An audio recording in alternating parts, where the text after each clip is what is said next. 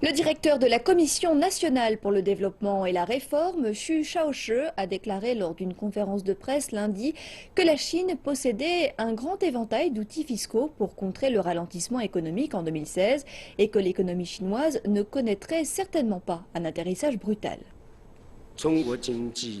La contribution de l'économie chinoise à la croissance économique mondiale est significative. L'économie chinoise ne connaîtra certainement pas un atterrissage brutal. Ces prédictions d'atterrissage brutal ne vont aboutir à rien. Xu Shaoshi a déclaré que la Chine attribuerait 500 milliards de yuan à l'investissement pour les projets de logements abordables, la production de céréales, l'innovation technologique et l'éco-construction. Il a également déclaré que la Chine prêterait une attention spéciale à la baisse de la surcapacité dans la production d'acier et les mines de charbon, tout en ajoutant que les baisses n'engendreraient pas le licenciement d'un grand nombre de travailleurs.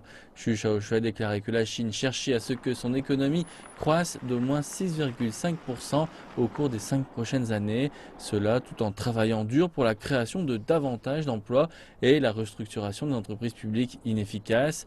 Le chef du planificateur économique a également déclaré lors de la conférence de presse que les marchés immobiliers des villes de premier rang et de rang inférieur étaient totalement différents. Il a ajouté que la Chine appliquerait des politiques différentes en conséquence pour réduire les stocks dans le secteur. Nous faisons face à un défi colossal pour réduire les stocks sur le marché immobilier chinois. Nous utiliserons les outils administratifs et économiques à Beijing, Shanghai, Guangzhou et Shenzhen pour restreindre les hausses de prix des logements et limiter les spéculations. Dans les villes de rang inférieur, nous encourageons les agriculteurs à acheter des biens dans les villes.